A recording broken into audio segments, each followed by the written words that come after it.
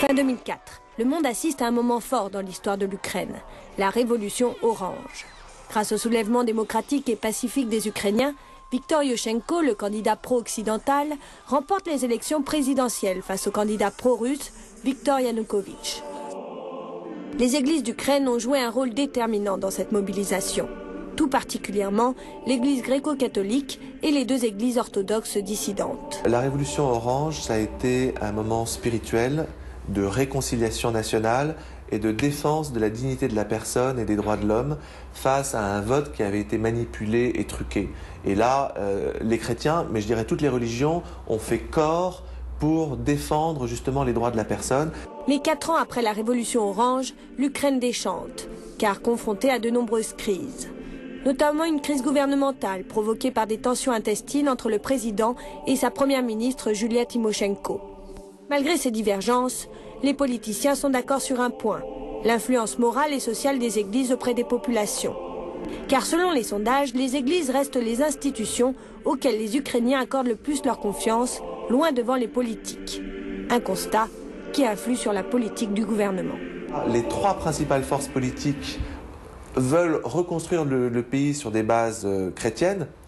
Ensuite, que ce soit sincère ou pas, il y a des discussions là-dessus. Moi, je crois que c'est sincère et je crois qu'il y a un désir de la part une sorte de consensus de la part de la plupart des forces politiques pour construire une société qui soit basée sur des principes chrétiens.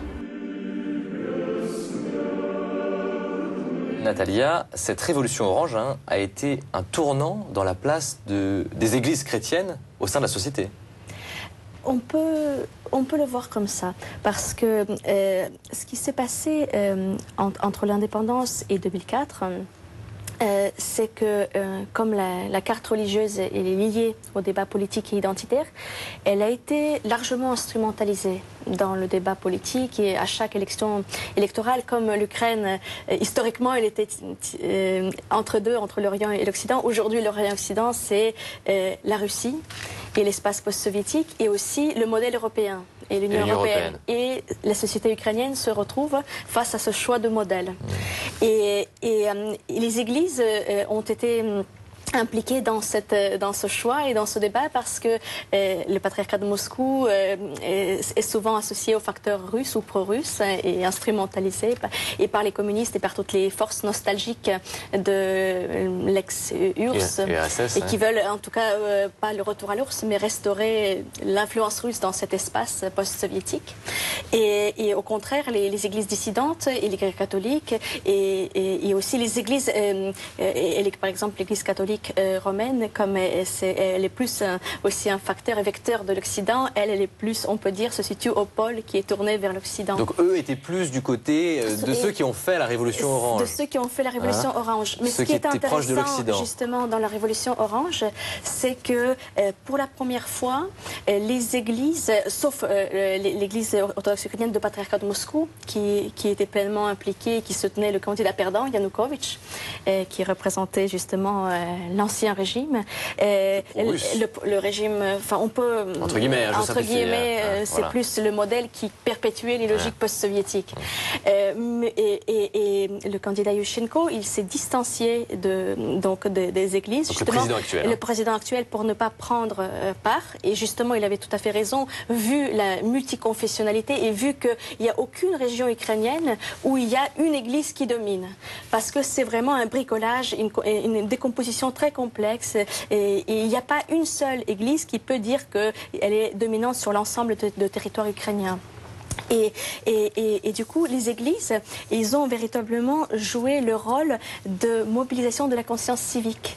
Parce que, par exemple, au sein de l'église catholique, mais aussi au sein des églises dissidentes, il y a eu beaucoup à la fin des messes, souvent des rappels aux citoyens de venir voter et de ne pas négliger leur devoir de citoyen. Et ensuite, ce qui était le plus extraordinaire, c'était pendant la mobilisation elle-même. Pendant la manifestation, chaque journée commençait avec un office qu'on peut appeler un office civique ou un office citoyen, parce que les représentants de toutes les communautés, c'est-à-dire les catholiques des deux rites, latins et orthodoxes, les catholiques, les trois orthodoxes, les trois églises orthodoxes, les musulmans, les juifs étaient côte à côte, les protestants aussi étaient très très impliqués et faisaient une prière pour la grâce divine, pour que tout se passe dans la paix. Ce qui explique la crise pour beaucoup, c'est que les élites, ils ont encore des anciennes pratiques soviétiques. Il n'y a pas eu vraiment le renouvellement des élites, en tout cas, même les élites qui sont arrivées avec la révolution d'Orange, on le voit de nouveau, ils perpétuent un peu les pratiques de clientélisme, de corruption, qu'on condamnait au régime précédent. Et c'est véritablement la société, mais qui est grâce au travail des églises, qui est en avance sur les élites. Et qui est très exigeante et très déchantée par cette crise. Et c'est vrai qu'on va voir dans un extrait de documentaire que vous avez peut-être vu sur KTO que le système soviétique a profondément marqué le pays. Regardez cet extrait. La société est en quête de repères spirituels. Mais la situation économique et sociale du pays n'est que le reflet de son histoire plus lointaine. L'Ukraine a subi le totalitarisme depuis la révolution russe. De 1917 à 1953, 20 millions d'Ukrainiens meurent victimes des guerres, des famines artificielles et des persécutions.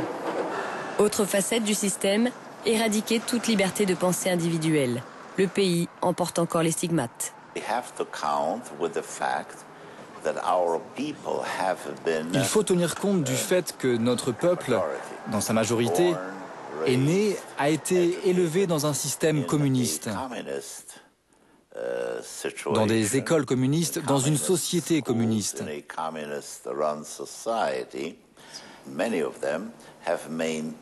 La plupart ont conservé leur foi, ils sont restés chrétiens, catholiques, mais ils n'ont pas pu éviter cette influence du communisme.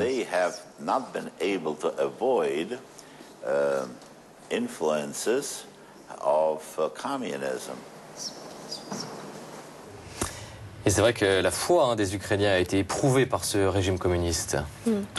Et c'est vrai, et c'est une des tragédies les chrétiens d'Ukraine ont beaucoup souffert des persécutions. Et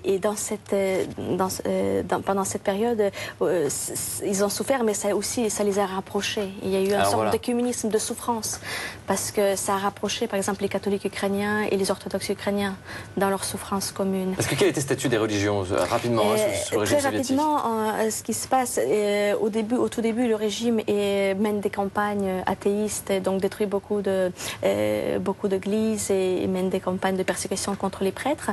Mais ensuite, il y a une courte période d'instrumentalisation où...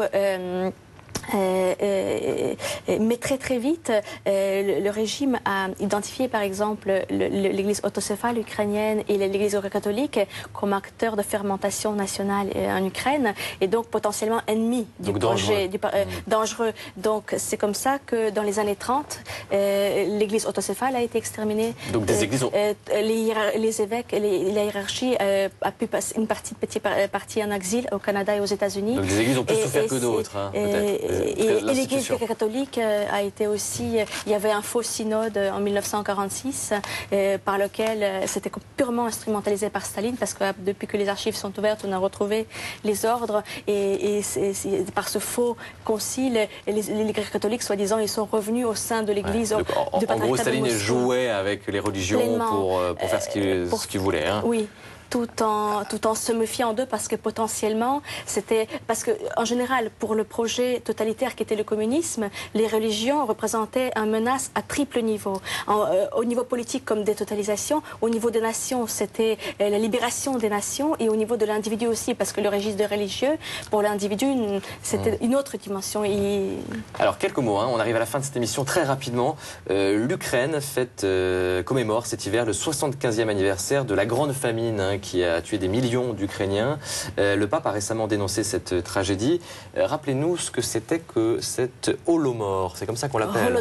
Holodomor, excusez-moi. Holodomor, ce qui veut dire la famine génocidaire, parce que c'était une famine artificielle en 1932-33 qui était purement organisée par le régime, par Staline et par le régime, et avec cette volonté de soumettre les Ukrainiens, de casser le socle de la culture traditionnelle traditionnelles et aussi donc des valeurs religieuses qui permettaient aux Ukrainiens de résister au communisme et au projet totalitaire. Donc aujourd'hui, il y a un travail de mémoire autour de cette question, de cette grande famine. C'est vraiment un des piliers de la construction de l'identité ukrainienne aujourd'hui. Et la reconnaissance de cette famine et la vérité qu'on apprend aujourd'hui seulement sur cette famine. Avec encore, les églises chrétiennes, là encore, ont un rôle à jouer. Oui, dans les commémorations qu'elles organisent et aussi dans le travail de mémoire auquel elles participent.